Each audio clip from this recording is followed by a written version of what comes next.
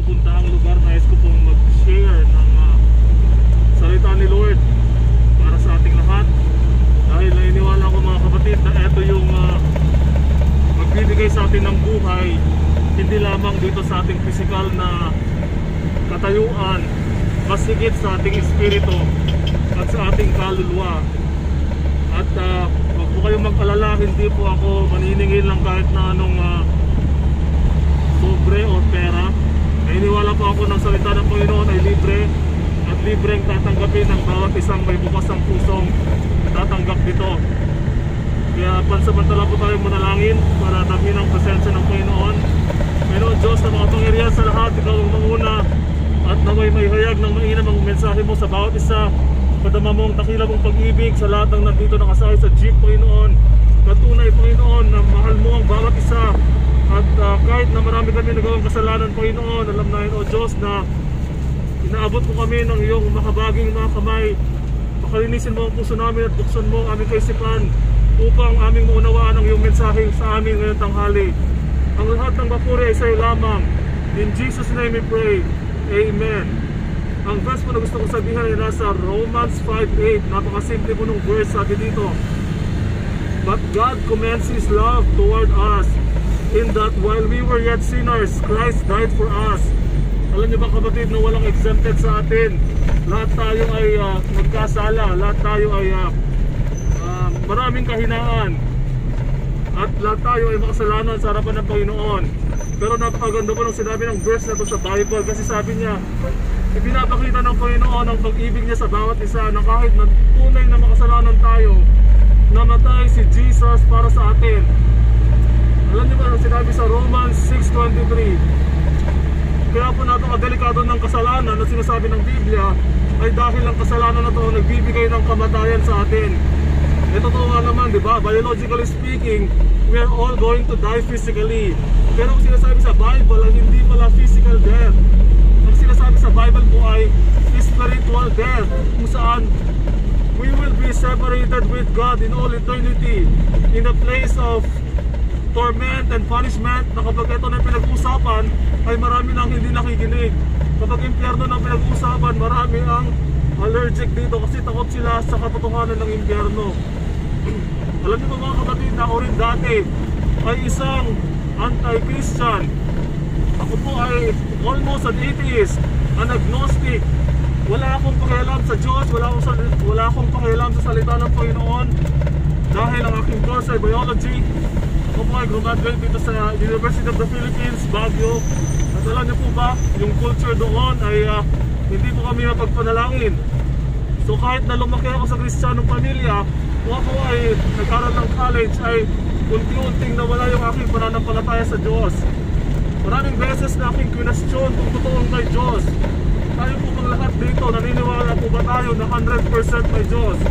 Ako noon ay almost wala akong pananampalataya. Saka lang ako naniniwala kapag may kailangan na ako, kapag may mga request na ako, kapag may gusto na akong matugon sa aking buhay. But I question His existence. Is He just a fairy tale or totoong may Diyos? So ito yung matagal na bumagabag sa akin. Ngayon po habang ako po nagpapatuloy sa aking pag-aaral, nagtapos din po ako ng master's dito sa SLU, St. Louis University, and then doctorate, St. Louis University. I graduated magna cum laude. Ang alam ko noon, ito yung katotohanan ng buhay. Ang alam ko noon, kapag nakapagtapos ka ng mataas na pinag-aralan, ito yung kahulugan ng success. Kasi ito yung alam ng maraming tao, even sa mga estudyante, kaya kinakailangan natin mag-aral. Pero meron pong isang kulang sa aking buhay. Ito po ang paniniwala sa Diyos. Alam niyo po, nung katapos na ako ng doctorate ko, that was June 4, 2017. Our graduation day is June 24, so 20 days na yon. Nakaupo ako sa likod ng church. Ang rason kung bakit nandun ako ay pinipilit ako ng aking magulang na kilalanin ng Diyos. Pero hindi ko talaga ma-appreciate kasi hindi ko maramdaman na may Diyos. Hindi ko maramdaman na buhay siya. Kung nananalangin ako, hindi niya pinapakinggan ang aking panalangin. At merong isang pagkakataon na nung mamamatay na isang relative ko, mahal ko sa buhay, na nagpapaawa ako sa Panginoon na kanyang pagalingin. Yun na lang yung parang pagkakataon na paniwalaan ko na may Diyos. Dahil napakalaga ng panalangin ko, mahal na mahal ko yung tao yun. Pero namatay siya. Hindi pinakinggan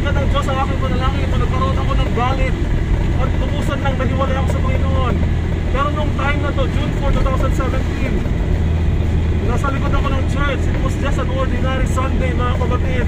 At gaya ng dati, ako ay physically present sa church, but my spirit is elsewhere.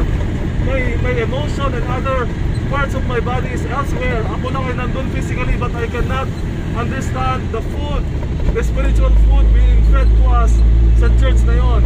Pero may isang nakakamakang nangyari na siya nagpabago sa buhay ko na gusto kong i-share sa bawat isa sa atin. Nung moment na yon, tapos na yung service, yung isa namin kasama sa church na nasa harap, malumanin siya nagpipray, pero bigla siyang nagtawag. Sabi niya, bakit hindi ka nagpipray? Ako lang naman yung isa sa likod na hindi nagpipray. So parang na-offend ako. Baka nandito yung presensya ng Diyos. Pamunin ko nga ang Diyos na yan kung totoo siya. At ang sinabi ko sa aking kaisipan, kung tunay na may Diyos, gusto kong magsalita ang babaeng yun ng ibang lingwahe. Dahil sinabi mo sa iyong salita, O Diyos, na ang isang taong napuspos ng iyong presensya ay pwedeng magsalita ng ibang lingwahe. Pero hindi ako naniniwala dahil ako ay isang biologist. Alam niyo po ano nangyari? Hindi nagtagal ng 1 minute or 2 minutes yung aking hamon na yon. First time kong nakarinig na ang isang Pilipino na hindi marunong mag-Korean ay bigla na nagsalita ng ibang lingwahe out of nowhere. At yung kanyang pagsalita ay parang doon siya na ipanganak sa Korea. So yun yung unang pagkakataon na nagkaroon ako at namulat ang aking espiritu na maaaring ang may Diyos. Kasi hindi pwede, biologically speaking, na ang taong ito ay magsalita ng ibang lingwahe. It's not possible, naturally and biologically speaking. At ang mas nakakamanga mga kapatid, naiintindihan ko yung sinasabi ng babaeng yun habang siya ay nagsasalita ng Korea. Alam niyo, sinabi ng boses na to, habang pumapasok sa utak kong sinasabi nito, ano pa ang gusto mong proof para maniwala ka na may Diyos? Alam ko ang lahat na bahagi ng iyong buhay, pero ang lahat ng mga nakuha mo sa buhay ay walang kabuluhan dahil hindi mo ako kilala. Dahil sa aking pagkamangha at pagkatakot mga kapatid, ako ay lumukod at nilapitan ko. Sabi ng boses, lumapit ka doon sa nagsasalita ng ibang lingwahe. At doon ako ay lumuhod mga kapatid. Pinakita ng Panginoon ang buhay ko. Ang Diyos pala na to, gaya ng sabi ng Biblia, ay kilala niya ang bawat isa sa atin. It was my first time to realize that this God is omniscient. God is omniscient. He knows every one of us. Lahat po tayo nandito ngayon. Sinasabi ko sa inyo mga kapatid, I'm not a pastor, I'm not a priest. I am a faculty, a researcher of a university, an associate professor, but I'm telling you the reality of life. God knows every one of us. Alam niyo po ang bawat isa sa atin. At nung ako ay lumuhod, pinakita ng Panginoon ang maraming beses na ako ay tumakbo, na nahiya ako sa pangalan niya, na dininay ko siya, na kinurse ko siya. At pinakita din ng Panginoon na to ang mga pagkakataon na niligtas niya ako mula sa kamatayan. Anong para daw po?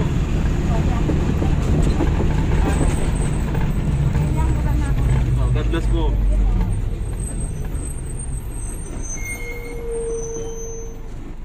So ilang beses pala mga kapatid na ako iniligtas ng Panginoon mula sa kamatayan. At isang beses nga nung nandun kami sa pagudpod nung ako ay nasa third year college. Hindi ako marunong lumangoy kaya ako ay nalunod. Pero to cut the story short, iniligtas ako ng Panginoon kaya ako ay buhay pa hanggang ngayon at nagsishare ng salita ng Panginoon.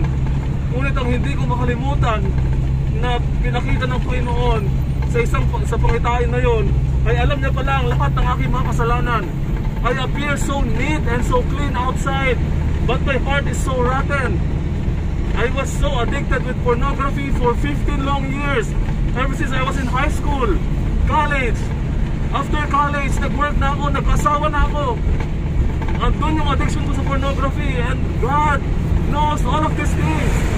Alam niya na masama ang lumalabas sa aking bibig. Alam niya na adik ako sa alak, adik ako sa ibang bisyo, sa sigarilyo, at sa lahat ng kasalanan sa mundo. But you know, ano yung pinakamagandang nangyari sa pagkakataon na yun? Even if He knows all of these things, that I have done all the wickedness of man, when I ask for forgiveness, pakinggan niyo mga kapatid, kung ako ay humingi ng tawad sa pagkakataon na yun at inamin ko na lahat ng pinapakita ng Diyos ay totoo, naramdaman ko ang pag-ibig na hindi ko mahanap dito sa lupa. Kakaiba ang pag-ibig ng Diyos mga kapatid. At nais ko na maramdaman din natin ang pag-ibig ng Diyos na ito. That He would not condemn anyone if you would repent for your sins. Kapag marami kayong nagawang makasalanan, tumakbo na napakarami ng puso, ay pinatawad ng Panginoon at pinaramdam niya ang dakilan ng pag-ibig. Kaya na rin gawin sa kahit na sino sa atin na lalapit sa Kanya at hihingi ng tawad. God is merciful. Sa 1 John 1:9, sinabi niya doon, if you confess your sins, He is faithful and just to forgive you and to cleanse you from all unrighteousness. Walang limit ang pag-ibig at pagpapatawad ng Diyos, mga kapatid. Kaya lahat nga, sabi sa Biblia sa Romans 8:28, all things work together for good. There's a reason why you're here. There's a reason why God wants you to hear His message because He loves you. Ano ang kinukulitan natin ngayong linggong ito? It's the death of Jesus Christ on the cross. Ito yung hope natin na mga Kristiyano kasi namatay ang ating Savior. Siya ang kumuha ng ating kasalanan. And He took all of our sins. And after 3 days, He rose from the dead and He is alive forevermore. At sabi din sa Biblia, one day He will return. And I pray na lahat tayo ay malinis ang puso sa pagbabalik ng ating Panginoon. Alam niyo, mga bagay ito noon ay hindi ko pinapaniwalaan, but I have felt the love, the forgiveness, and the mercy of Jesus Christ. Praise God, mga kapatid. At naway